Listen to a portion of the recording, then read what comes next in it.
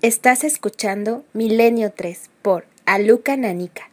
Se incorporan nuevos amigos esta noche de investigación. 2:23. Vamos a repetir desde contacto, Carmen, porque hoy tenemos un pack especial. Camiseta y entrada de cine. Camiseta y entrada de cine de la otra hija, gracias a Vértice Cine, que nos ha enviado pues esos obsequios para que vayan a ver una película que ya me están diciendo por internet que es muy buena, con Kevin Costner. Un divorciado que va a una granja, empieza a suceder todo tipo de fenómenos paranormales y bueno, que da bastante miedo. Iker, vías de contacto 27699, palabra clave Milenio, espacio vuestros mensajes, milenio3 con número @cadenaser.com y www.cadenaser.com para que dejéis vuestros mensajes segundo a segundo, que ya hasta tienen charlas y opinan sobre lo que van oyendo en el programa. Bueno, pues ahora vamos a charlar sobre un lugar que ha sido actualidad. Tenemos un documento, una voz, que es la elección de un sitio. Francisco Franco, se fija en un sitio como siglos antes se fijó, por ejemplo, y no muy lejos, Felipe II. Hablaban de la boca del infierno, el Escorial, y dijo aquí. Y se habló de alquimistas, de seguidores, de las más o menos mancias esotéricas, para elegir el lugar exacto donde instaurar el Escorial. Siglos después, Franco erigió un punto para una construcción siempre polémica y que ahora ha sido actualidad, pero que tiene sus secretos, muchísimos secretos. Un día figuróse que había dado con lo que precisaba. Por fin, el risco de la Nava, a 3 kilómetros de El Escorial, le pareció apropiado en todos los órdenes. Hermosura del sitio, magnitud, aspecto imponente y bravío, que recoge el ánimo a la meditación, mas no le afemina, cercanía de Madrid y fácil acceso. El Valle de los Caídos es actualidad y noticia, lo ha sido esta semana, mucha polémica, mucha disputa. ¿Por qué? Pues porque, según ha publicado la revista Interview, entre el 6 y el 9 de septiembre se han abierto una serie de tumbas, incluso delante de los familiares de 9 republicanos que al parecer estaban enterrados en una de las criptas de la Basílica del Valle de los Caídos. El gobierno, por su parte, dice que no es así, que lo que se está viendo es en qué estado se encuentran esas criptas, esas tumbas, para intentar recuperar algunos de esos cadáveres, pero que no se han tocado en ningún momento los restos óseos de los cuerpos. Ahí viene la polémica. Gente que opina que se está profanando tumbas en el Valle de los Caídos, y por otra parte el gobierno que se defiende diciendo que lo que se va a hacer es una restauración en esas fosas. Datos concretos. Vamos a dar algunos datos, algunos números. Hombre, todo el mundo imagino que conoce el lugar, aunque yo también creo que hay muchas personas que nunca han estado allí. Elementos para hacernos una foto mental ahora mismo. Pues es construido entre 1940 y 1958 en el paraje del Valle de Cuelgamuros. Se levanta según un proyecto de Pedro Muguruza y Diego Méndez. Es decorado, entre otros, con monumentales esculturas por Juan de Ábalos. Unos 20.000 presos republicanos, según algunas fuentes, construyeron la abadía, diciendo que allí se iban a enterrar tanto republicanos como nacionales que habían perdido la vida durante la Guerra Civil. El conjunto pertenece al Patrimonio Nacional desde 1957, año en que empieza a ser visitado por el público. Francisco Franco ordena su construcción, está enterrado allí, junto a José Antonio Primo de Rivera. También hay dispuestas en 8 capillas, una de ellas es la que se ha abierto ahora, restos de otras, según calculan, 33.872 personas. Hay algunos que dan datos exactos, otros hablan de 40.000 o más. Todos lucharon en la Guerra Civil Española. Sobre la basílica hay una cruz que se alza de 150 metros de alto, una de las cruces más grandes del mundo, que se puede ver incluso a 40 kilómetros de distancia. En la explanada se encuentra la entrada a una cripta que tiene 262 metros, se excavan 200.000 metros cúbicos y fíjate, decían que en la época se dio hasta una cifra que era lo que había costado, 1.000 millones. De la época. De la época. El nodo hablado de la inauguración de este lugar siempre se ha acompañado del término faraónico y quizá tenga mucho más que ver con el sentido profundo de este Valle de los Caídos que vamos a recorrer con otros ojos, los ojos de la investigación y, aunque parezca mentira, del misterio. Levantada como gratitud al Altísimo para recoger los restos de quienes dieron su vida por la patria, se alza la gran basílica de la Santa Cruz del Valle de los Caídos. Su excelencia el jefe del Estado, en unión de su esposa, abandona el templo inaugurado en el 20º aniversario de la victoria y en el que se ha celebrado un solemne funeral. Bueno, pues el nodo, ¿no? También sintonía de un tiempo, evidentemente. ¿Qué ocurre? Que al transcurrir de las décadas van surgiendo trabajos con diferentes perspectivas. Hay algunos ya desde casi la mismísima muerte de Franco que hablan del Franco desconocido. Podéis opinar, claro que sí, yo creo que es un tema candente. Y si habéis estado en el Valle de los Caídos, y yo pediría, por favor, al margen de cuestiones meramente políticas, ¿no? Que esas son las que trata todo el mundo, no es porque no sean importantes, sino porque aquí nos gusta ir un poquito más allá. Sensaciones, ¿qué sensaciones os ha dado ese lugar? Me gustaría que lo contaseis en las vías de contacto. Pero como digo, desde el principio, desde que muere Franco, hay libros que hablan, por ejemplo, por qué Franco no fue masón, es uno de los clásicos. Y luego van surgiendo otros trabajos como Franco Top Secret también, de Leste y Pedrero, y uno que tengo en las manos, La vida secreta de Franco, que apareció hace ya unos cuantos años, prácticamente un lustro. Lo escribían Ángel Gutiérrez y David Zurdo, El rostro oculto del dictador, y claro, muchos elementos de magia, mediumidad, esoterismo, masonería y también las claves ocultas, podríamos decir, de esta faraónica construcción. Pues nuestro carromato, que ha pasado por Valaquia, Transilvania, la zona de los Cárpatos, se convierte en una nave que planea por esa cruz gigantesca que nos contaba Carmen, esa inmensa cruz. Hay muchos secretos debajo de esa cruz, ¿verdad? David Zurdo, buenas noches, amigo. ¿Qué tal? Buenas noches, claro que hay muchos secretos, sí. Una alegría tenerte aquí, David, por cierto. Pues muchísimas gracias, por supuesto, yo encantado. David Zurdo, uno de los escritores reconocidos del mundo, no solo del misterio, bueno, sí, de todo lo que significa el misterio, de la investigación, nos ha legado historias maravillosas. Recomiendo encarecidamente, también lo hace nuestro compañero Javier Sierra, al que mandamos un abrazo, su novela 97 segundos, ahí lo dejo. Pero bueno, un libro diferente, un libro duro, un libro con Franco en la portada, Vida secreta. Empezamos el viaje. Yo no soy subterráneo, David, porque hay elementos que nos tienen que llamar la atención. Por ejemplo, tú pones en tu libro, en vuestro libro, no solo cosas interiores que la gente yo creo que no conoce, sino que esto iba a ser, por ejemplo, una pirámide, una gigantesca pirámide, en vez de la construcción que hoy todos hemos visto y visitado. Bueno, en realidad fue un proyecto que no tuvo directamente influencia de Franco. Lo realizaron tres personas, tres falangistas que estaban en Madrid durante la Guerra Civil y que después le plantearon a Franco para llevarlo a cabo. Porque Franco, eso sí, tenía, nada más empezar la Guerra Civil, ya tenía la intención de crear un monumento a los caídos. Cosa bastante curiosa, parece que lo tenía previsto desde antes de que hubiese los propios caídos, ¿no? Eso sí, antes habéis comentado que en el Valle de los Caídos hay muertos republicanos, restos de muertos republicanos y también nacionalistas, pero la idea de Franco era que solamente fuesen de su bando. Fue el general Moscardó, el famoso defensor del Alcázar de Toledo, el que le convenció de que también hubiese republicanos, porque ya digo, la idea de Franco original no era desde luego que los hubiera.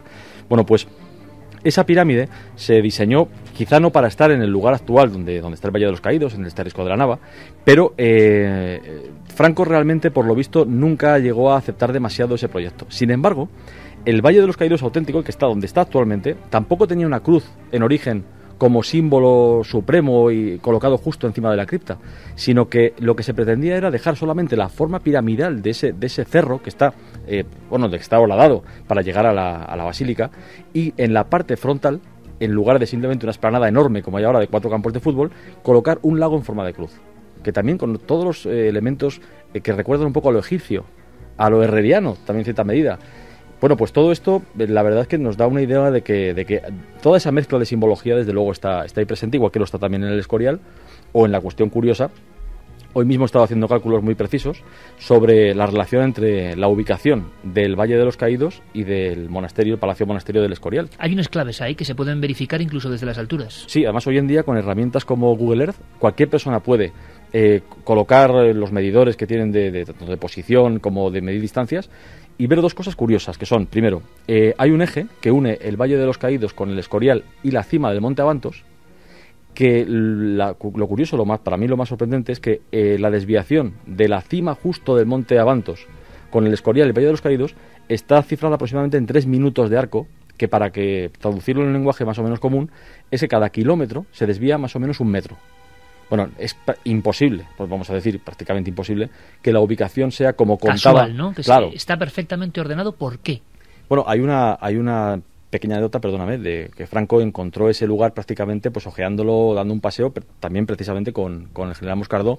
Es totalmente imposible que localizándolo a ojo pues llegasen a ese punto. Yo creo que la ubicación tiene una relación directa de buscar ese parangón que Franco tenía con Felipe II y con lo pétreo, esas enormes construcciones de granito, que bueno, en el caso del Escorial son hacia lo alto, y en el caso del Valle de los Caídos son una gruta, una basílica horadada en la piedra de esos 262 metros, prácticamente la longitud del Titanic. O sea, digo, para que se vea un poco más largo que la Basílica de San Pedro, aunque no consagrado en su totalidad, para que no sea más extenso.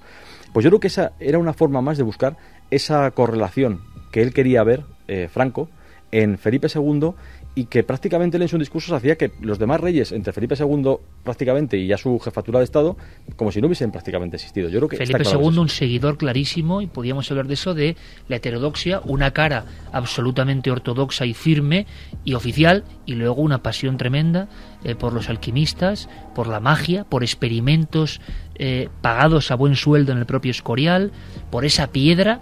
Y hablando de piedras, y hablando de Felipe II, resulta que Felipe II, y aquí hemos hablado de él, tuvo un ayudante, relojero, entre comillas, oficial, que algunos hablan de que era el auténtico Leonardo español, Juanelo Turriano.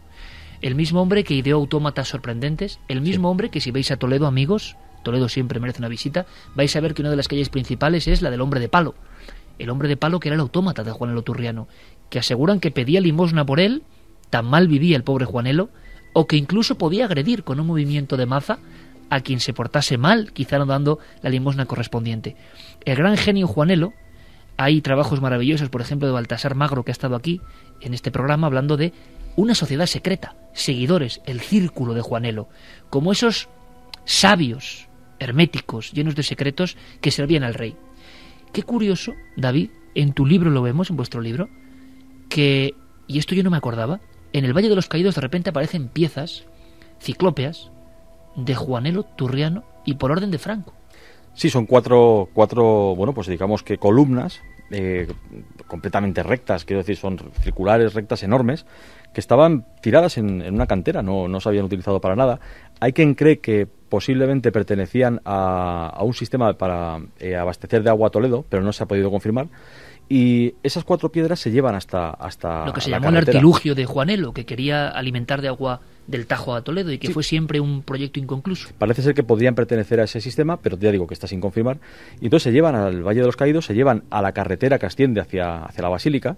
En un principio se considera que van a estar colocados justo delante de la entrada a la Basílica, que eso, claro, nos recuerda clarísimamente también por la relación con el Escorial. Ese templo de Salomón y esas columnas de Jaquín y Boaz que son pues la entrada, ¿no?, de ese templo. Pero Franco en persona dice que no se coloquen justo en la entrada, sino que se dispongan en la subida hacia la Basílica. El por qué quiso separarlas, quizá, bueno, pues que podía ser demasiado notorio, ¿no?, la simbología masónica. Pero bueno, al final están ahí y cualquier persona que vaya al Valle de los Caídos, no actualmente, que no se puede entrar. Ahora os contaré, si queréis, un pequeño truco para poder entrar. Yo estuve en agosto, pero no se puede. No sé si es muy recomendable decirlo por la radio, a ver si luego... No, es un... que ahora casi como que no. Es un truco legal y además que creo que se puede ejercer con todo el derecho. Pero que pasas por esa carretera de hormigón, una carretera eterna, es la misma exactamente, no está asfaltada, es la misma que se hizo en su momento, y están esos 4 enormes piedras que están colocadas, son 2 igual de altas que otras 2 de ellas que están en los extremos son un poquitín más bajas, y están colocadas ahí como una especie de pórtico, ¿no?, a la entrada a ese lugar tan sumamente extraño. Desde 1953 están allí. Hay muchas personas que ahora nos escuchan que quizá no tienen por qué saberlo. Además, uno de los libros clave, perseguidor de la masonería, pero muy versado en masonería, era un libro que escribió Franco con seudónimo, Joachim Bor, si no me equivoco, Masonería, una joya, un clásico. Había un interés especial. Antes de aprender más cosas, podíamos tener una mini guía. David, si alguien mañana, por ejemplo, no por esta polémica, sino por otro sentido, yo creo que sería hasta mejor, ¿no?, va al Valle de los Caídos, aparte de ver estas extrañas piedras de Juanelo Turriano, todo un mago de la antigüedad, ¿en qué tiene que fijarse para darse cuenta de que ese sitio es especial, distinto, hasta misterioso? Bueno, yo creo que solamente el poder entrar en la Basílica y ver cómo está construida, cómo está iluminada, cómo penetra la roca, el momento en que se llega al altar mayor, que es bueno, toda la zona es circular, el altar es circular, tiene dividida unos escalones que suben, que tienen, bueno, pues por supuesto una simbología, 4 escalones, 3 escalones, lo físico y lo divino, y sobre todo yo creo que esa cruz de enebro, muy poco labrada, que emula el árbol de la ciencia, el árbol de la ciencia del jardín del Edén, incluso también de la Jerusalén celestial después de la Apocalipsis de San Juan, que de hecho los tapices que también cuando se está entrando en la basílica son tapices con motivos del Apocalipsis. Yo creo que solamente ver esa penetración en la roca y esos elementos tan oscuros, tan terroríficos, creo que dan una idea de que ahí, desde luego, lo que no había es precisamente afán de luz, sino todo lo contrario, de ocultar y quizá de buscar esa protección de los muertos, mítica un poco, ¿no? Que parece que desde las culturas antiguas siempre se ha hecho. Muchos amigos ya nos escriben hablando de esa sensación de oscuridad, de densidad, de esas figuras encapuchadas. ¿Qué se buscaba, Santi? ¿De dónde viene eso? Pues la verdad es que llaman poderosamente la atención, porque según vas entrando, te vas encontrando unas figuras encapuchadas, no se les puede ver el rostro, no se les puede ver los ojos, y realmente no son ángeles, no son santos, son manes, son espíritus protectores de guerreros caídos. Realmente hay una intencionalidad pagana, pero justo cuando llegas a donde está esa cruz de enebro, hay una figura que es impresionante. Son 4 las estatuas de ángeles. Sí, son los 4, son los 4 arcángeles, pero uno de ellos es un poco raro. Efectivamente. Ese es Azrael, el ángel exterminador, como la sociedad secreta de la que hablábamos la semana pasada. Ponen los pelos de punta el nombre, De hecho, no es una figura cristiana, es una figura más del Antiguo Testamento. Es el ángel que llevaba las almas a presencia de Dios Padre para ser juzgadas en la tradición hebrea. Pues esa estatua es la única que no muestra el rostro. Y me acuerdo que hace unos años, precisamente para un reportaje de Cuarto Milenio, estuve con David allí, y hablando, no vamos a decir con quién, pero con una persona que trabaja por allí, me comentó un pequeño secreto y me dijo, no te lo vas a creer, pero bueno, como trabajas en estas cosas, yo te lo digo, algunas noches la estatua de Azrael canta. ¿Y a qué se refería exactamente, Santi? ¿Que había sonidos en esa zona? Que había una melodía que parecía un canto salido de una voz humana que emanaba cuando hacían la ronda nocturna, y emanaba de la zona donde estaba precisamente la estatua de Azrael, a la que parece ser que buena parte del personal le tiene especial respeto, eso teniendo en cuenta que toda la imaginería que hay allí es bastante impresionante. Es muy impresionante. Y cuando una persona entra allí, aunque no tenga ni idea de arte, me refiero por ejemplo a niños que enseguida conectan con la sensación de un sitio, yo he visto, ¿verdad?, niños como que se sobrecogen. Es un lugar que suena casi a algunas de esas simbologías tan poderosas, tan guerreras y al mismo tiempo tan misteriosas y tan del ultramundo de algunas construcciones nazis. Totalmente, Iker, por supuesto que sí. De hecho, no solamente eso, es que ya hubo un proyecto incluso muy parecido al de Albert Speer, el arquitecto de Hilder, para hacer también un Madrid prácticamente faraónico completo, que iba a llegar desde más o menos donde está el Puente de los Franceses hasta el Escorial, y un proyecto que culminaría en el año 2000 si se hubiese emprendido. ¿Y qué era ese proyecto? El proyecto de Nuevo Madrid, un Nuevo Madrid, igual que también el Nuevo Berlín o Germania, ¿no? El de Albert Speer. ¿Cómo iba a ser? Dibújalo un poco, David. Sí, pues iba a ser primero un Arco del Triunfo muchísimo más grande y mucho más pintoresco, por cierto, que el que actualmente hay en la entrada a Moncloa, y después simplemente la construcción de nuevos palacios, de nuevas dependencias estatales, y también la creación o la extensión de la ciudad de Madrid hacia esa región, que terminaría precisamente en ese monumento a los caídos, ese monumento nacional a los caídos, que es el que actualmente conocemos, que sí se llegó a construir. O sea que tiene que fijarse el público que vaya allí, con esos ojos del misterio y de la investigación, tiene que fijarse igual en cosas que pasan desapercibidas. Es como si hacemos aquí, claro, una visita al Escorial. No nos vamos a fijar en lo que precisamente pone en el folleto, sino en lo que no cuenta el folleto habitualmente y que puede ser clave. Piedra, sensación de densidad pétrea muy parecida a la del Escorial, juegos de luces y sombras, esas figuras, esos elementos generan una especie de ambiente especial. Yo no sé si ha quedado por escrito o se sabe por qué exactamente eso así y qué se pretendía generar. Lo que sabemos es que en todas las criptas del arte, desde las maravillosas, por ejemplo, de Lérida, del ábside de San Clemente, Santa María de Taúl, Se sabía que la luz escasa era para postrarse ante el poder de Dios, sentirse no muy pequeño y sobrecogido. De otra forma no es posible. Más elementos para el buscador del misterio en este lugar. Un elemento que no es interno, sino que es externo. Otra cosa también curiosa, que también se puede medir con herramientas como Google Earth, es que el monasterio del Escorial, volviendo siempre a esa referencia con el Escorial, teóricamente se iba a construir para que las cuatro esquinas del monasterio estuviesen orientadas hacia los 4 puntos cardinales. Bueno, es algo parece lógico. Pero se dio un giro de 16 grados, que tampoco se sabe muy bien por qué justamente 16 grados, pero que hace que no esté orientado perfectamente pues según esa dirección norte-sur o este-oeste. El Valle de los Caídos, la parte trasera, la de la basílica, no, la de la que da a la hospedería y al convento benedictino, tiene también una inclinación de 16 grados. Curiosamente la misma que tiene el Escorial. Y claro, 16 grados uno puede pensar qué puede significar, pero si utilizamos la numerología, a la que por supuesto Felipe II y sus cabalistas, astrólogos, etcétera, estaban muy versadas en ella, el 6 más el 1 suma 7. Nosotros podemos decir que 16 grados es el 22avo de la circunferencia completa de 360 grados. Y ese 22 dividido por 7 no deja de ser el número pi, que tiene relación, por supuesto, con el círculo, y que igual que la basílica de Valle de los Caídos es también circular, es más profana, más pagana que religiosa o que cristiana, bueno, pues ese círculo, ese sentido del número pi, también da un poco la sensación esa de la unión con lo divino y con lo perpetuo, lo eterno, lo que no termina como el círculo. Son elementos que muchos amigos pueden decir, bueno, qué complicado, es que parece ser que la arquitectura que sigue unos parámetros o códigos que nos parecen increíbles y que luego grandes ciudades del mundo, Santi, se han manejado, algunas ciudades tan famosas como Washington y otras, se han manejado por parámetros como se comenta David Zuedo, y que luego los investigadores a los que no creían lo han demostrado matemáticamente, y estaba ahí unas proporciones mágicas que los diseñadores conocían perfectamente, pero yo no sé si con el caso del Valle de los Caídos tampoco lo contaron, tampoco se hizo público todo esto. Y es cierto, todos tenemos en la mente por lo reciente pues el caso del Washington oculto que nos ha descrito en su novela tan magníficamente Dan Brown.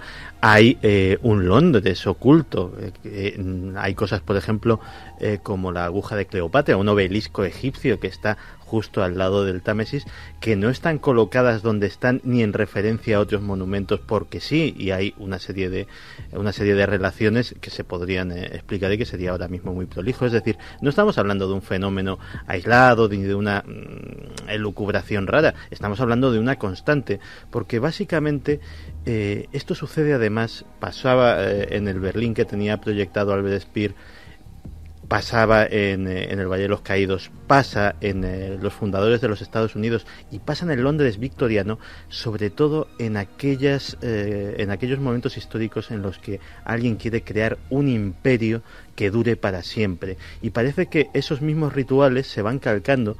Están haciendo una nación poderosa, que en el caso de Estados Unidos estamos en pleno momento victoriano, en el caso de Londres en que prácticamente el dominio británico se extiende por todo el planeta, y estamos hablando de dos sociedades de corte fascista, en el caso de Alemania y en el caso de la España de Franco, que pretendían un empuje nuevo nacionalista e imperial, que pretendían asegurarse de esa forma, ¿no? Pueden pensar algunos amigos como que Franco tenía esa conexión. Felipe II se ha descubierto y se han hecho muchos tratados, pero Franco también. Vamos a dar algunos datos. ¿Qué opina nuestro público? ¿Ha estado en ese lugar? ¿Qué sensaciones tiene? ¿Qué piensa?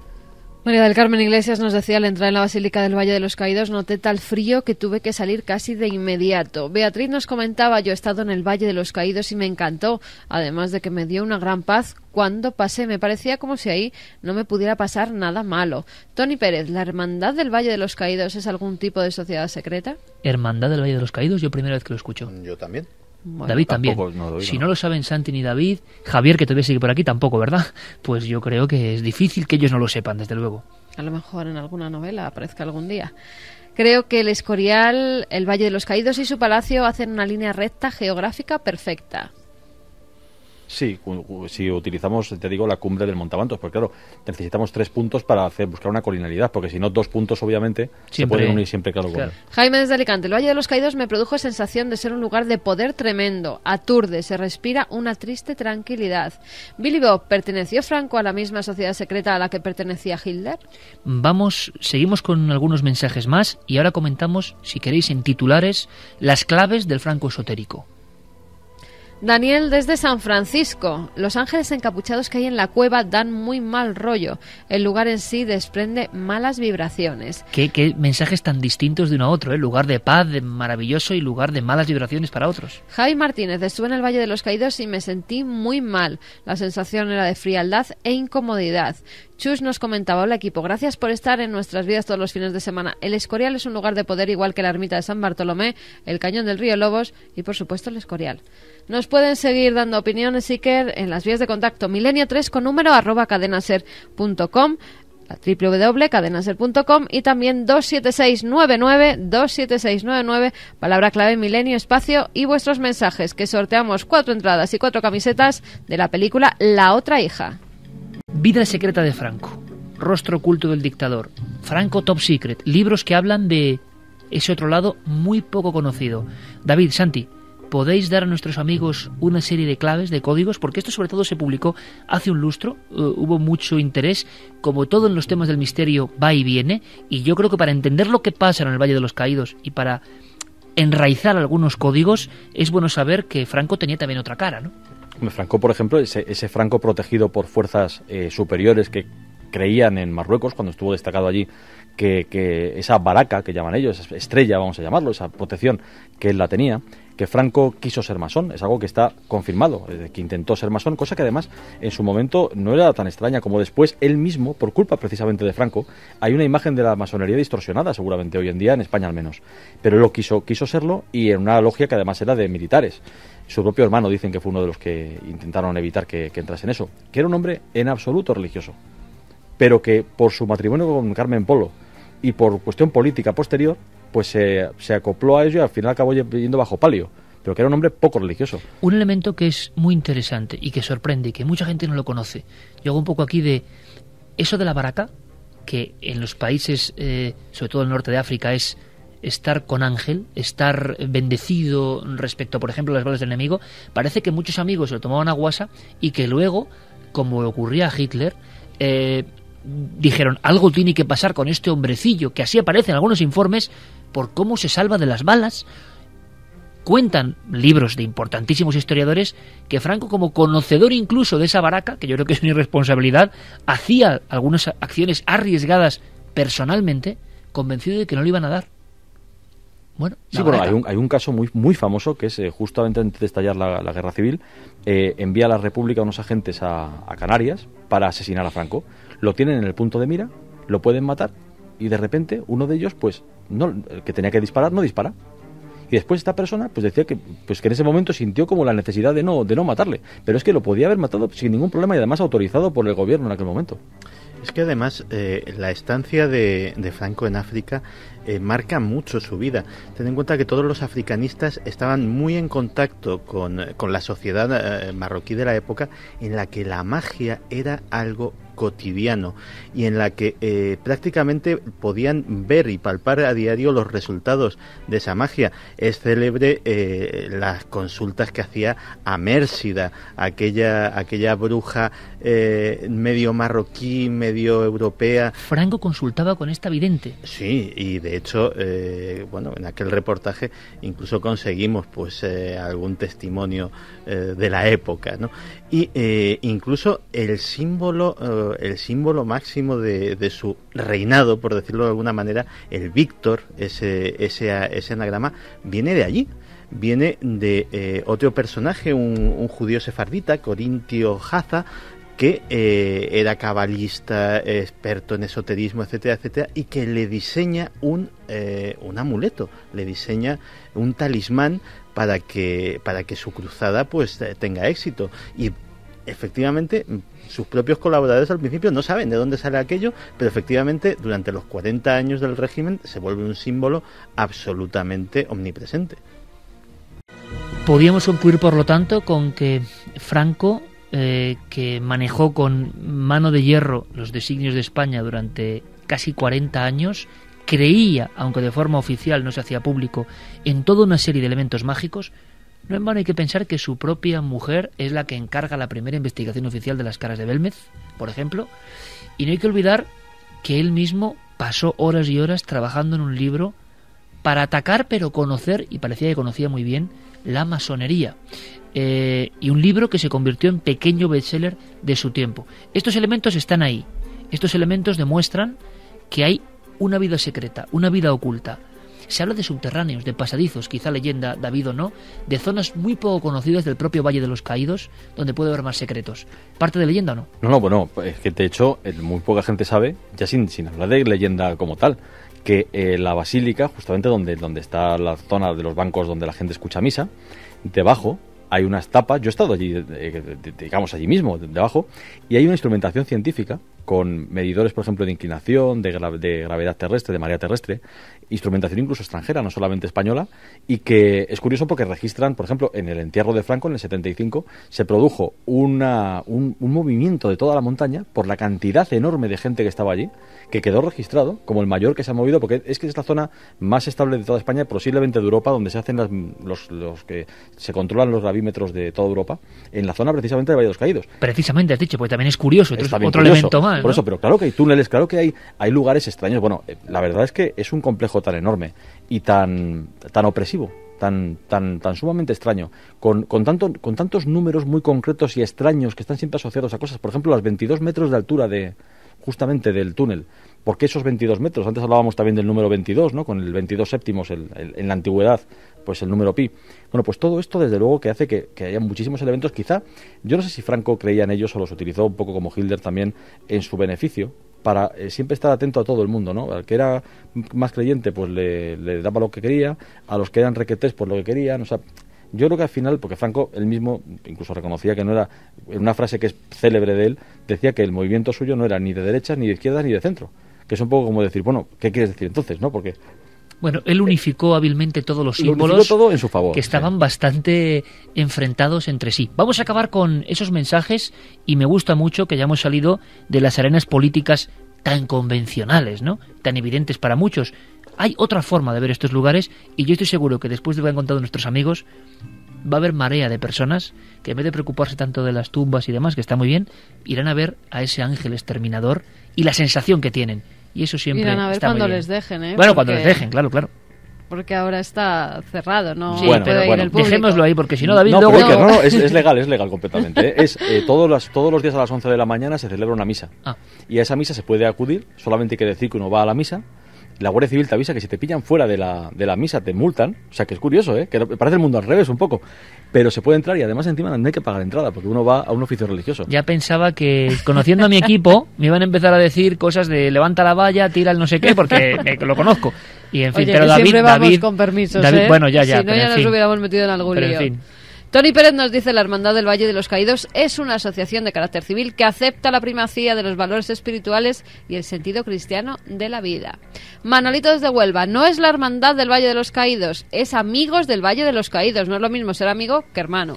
Bueno, pero es que ya cuando ponen palabra hermandad, ya todo el mundo se queda, ¿no? Como que da un poco miedo. Yo estuve hace 2 años y me sentí agobiada, triste, pero reconozco que impresiona y que es digno de conocer. Eduardo nos decía: hola milenarios, la Hermandad del Valle de los Caídos no es más que una asociación de amigos del Valle. También se denomina así al grupo de frailes de la abadía. Pero es muy interesante porque teníamos una duda, nos hemos quedado 3 especialistas que hay aquí en temas ocultistas. Hermandad del Valle de los Caídos, suena también a novela, no lo conocíamos, hemos sido sinceros, porque es muy típico en otros ambientes que alguien diga, sí, esto lo conozco, pero son los oyentes los que de inmediato nos salen con la respuesta. Javier Almenar, desde Valencia: el Valle de los Caídos es, junto con el Monasterio del Escorial, una de las primeras maravillas del mundo, y si estuviera iluminado como la Torre Eiffel, 20.000 bombillas, 352 proyectores de 1.000 vatios cada uno y 4 reflectores de neón de 6.000 vatios cada uno que giran, sería sin duda la primera maravilla del mundo. Como como que no nos vendemos muy bien. Hombre, Un amigo, no nos vendemos muy bien, pero primera maravilla del mundo. un amigo que había recorrido... Hay que tener en cuenta que es una sepultura también, vamos a... y no se nos vaya la cabeza. arquitectónicamente hablando no tiene ningún valor, cualquier Hombre, arquitecto lo puede está decir. al lado del Escorial, por ejemplo, Claro, ¿no? claro. que decía que un amigo suyo que había recorrido muchos países, que era posiblemente la construcción más grandiosa del siglo XX. Bueno, pues Una es un cosa la misterio, construcción. incluso la propia frase del amigo. Pues sí, vamos a ver si nos llegan más mensajes. Nos preguntan también sobre los objetos sagrados, Que si se puede han haber ahí. buscado, claro, si se han buscado en el Valle de los Caídos, Pero, ¿objetos sagrados de qué tipo? que buscaban los nazis. Ah, ¿en el Valle de los Caídos? No, en el Valle de los Caídos no, porque además es que se empezó a construir en el año 40, se da... O sea, que serían el decreto- nazis ya de Claro. infiltrados en En España. el Escorial sí, Himmler hay fotos de él en el Escorial, pero en el Valle de los Caídos era todavía algo que se estaba empezando a construir. Óscar desde Madrid nos decía: mi amigo Jorge y yo cogimos carretera y aparecimos a las puertas del Valle de los Caídos sobre las 12:30 de la noche. A los 15 minutos nos marchamos con sensaciones terribles. Bueno, en fin, también hay mucho sufrimiento ahí, ¿eh? Hay libros maravillosos como el de Daniel Sueiro, Cómo se construyó el Valle de los Caídos, hay historias de auténtico esclavismo y de sufrimiento, quizás se pueda sentir. Lo que hemos sentido es información nueva. David Zurdo, como siempre, amigo, muchísima suerte en todos los proyectos, te veremos muy pronto. Pues muchas gracias. Muchas gracias, David, de verdad. Luego, en la tercera hora, bueno, viene amigo de Santi. Viene amigo de Santi. De esos extraños que hacen Sí, cosas también. raras, publican libros. Vienen dos cosas, vienen muchas cosas. Viene amigo de Santi y viene La Voz de las Sombras. Va. En una edición especial. Sí, sabéis que La Voz de las Sombras viene y va con un curioso bandolero niño o bandolero joven español que causó pavor, en esta ciudad sobre todo. Todo eso y mucho más, después de las noticias, con un sinfín de cosas que os van a sorprender. Continúa el viaje de Milenio 3 en la SER.